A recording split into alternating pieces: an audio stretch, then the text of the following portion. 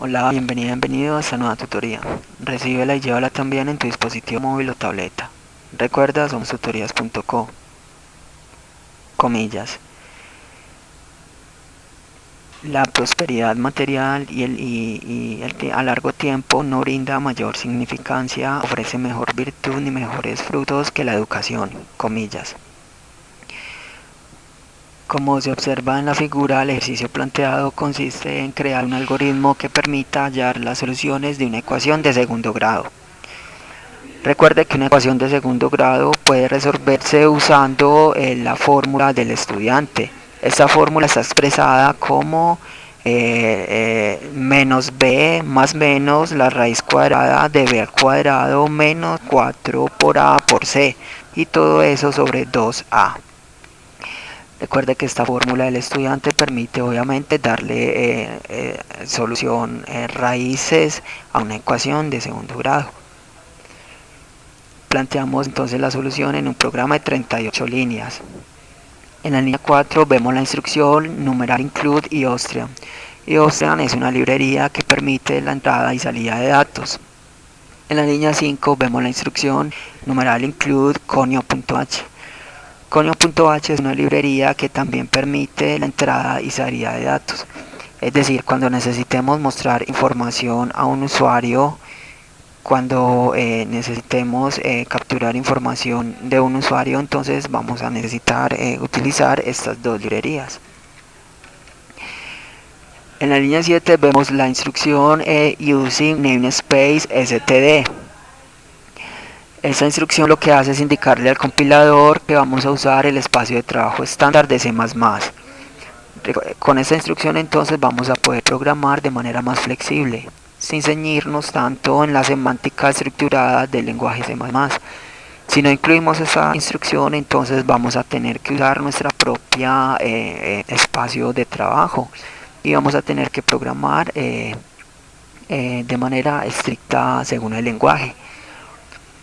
Entre las líneas 9 y 38 vemos el main. El main es el programa principal. Recuerde que cuando se compile un programa, lo que hace el compilador es buscar las librerías, luego mira el espacio de trabajo y entonces luego usa el programa principal, es decir, la entrada principal al todo el programa que se cree.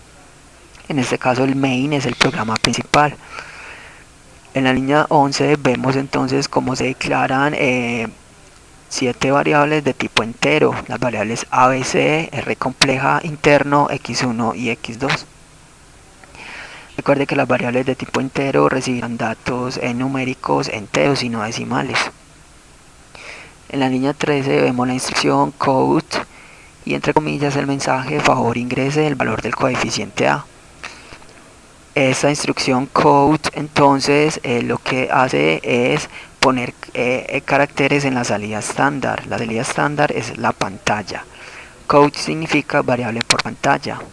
Entonces siempre que necesitemos mostrarle información al usuario, en este caso por consola, y se va a ver a través de la pantalla, debemos usar la instrucción code menor menor y entre comillas el mensaje a mostrar. En la línea 14 vemos la instrucción sin mayor mayor a. Entonces sin es una instrucción que permite tomar caracteres de la entrada estándar. La entrada estándar es el teclado. Entonces sin significa variable por teclado. Luego, siempre que tengamos que capturar información de entrada del usuario, es decir, que el usuario haya ingresado, debemos usar la instrucción sin mayor mayor y a continuación el nombre de la variable que va a recibir dicha entrada.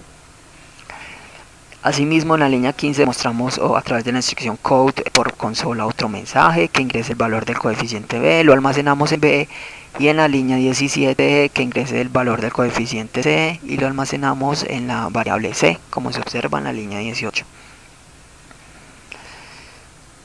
Entonces recuerde la fórmula del estudiante, vemos que hay un radical, ¿sí? Entonces para ese radical vamos a tener que hacer tres validaciones. Una, ¿qué pasa si lo que hay dentro del radical es negativo? ¿Sí? Vamos a tenerle que dar una salida compleja. Si lo que hay en el radical es 0, entonces va a tener una raíz doble. y si lo que hay en el radical es positivo, entonces vamos a darle las dos salidas, uno con positivo y otro con negativo. Por eso vamos primero a operar lo que hay dentro del radical. Recuerde que lo que hay dentro del radical es b al cuadrado menos 4 por a por c. Por eso a una variable, en la línea 20, a una variable interno le vamos a almacenar b por b menos la operación de 4 por a por c. Este variable interno entonces es como el discriminante del radical, ¿sí? Ahora entonces validamos a través de una sentencia condicional entre las líneas 22 y 36, vemos una sentencia condicional anidada. Recuerde que las sentencias condicionales permiten tomar dos o más caminos alternativos en un programa.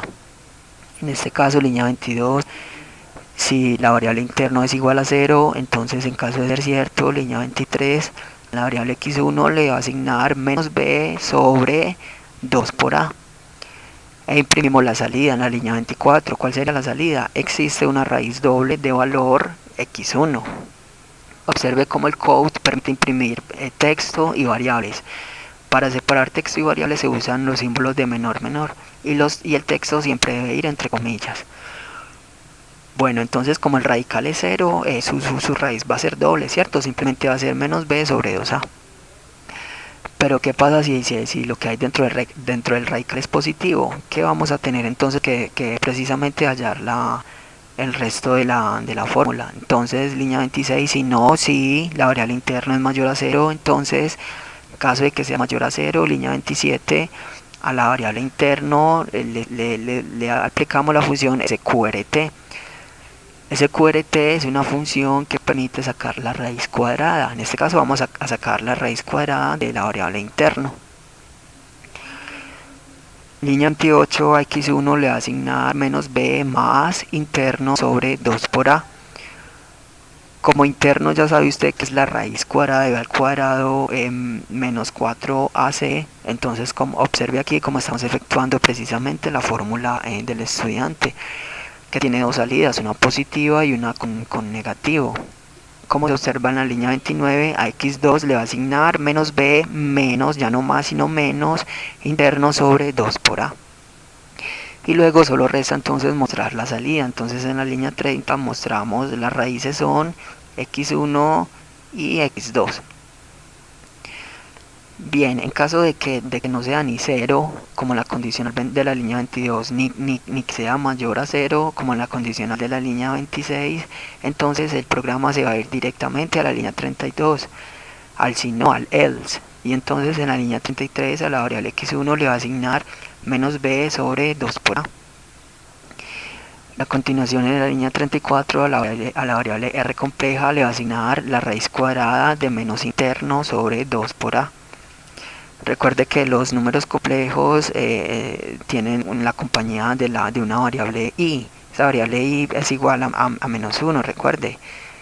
Y que i al cuadrado es la raíz cuadrada de menos 1. Bien, entonces en la línea 35 simplemente mostramos la salida, pero usando números complejos.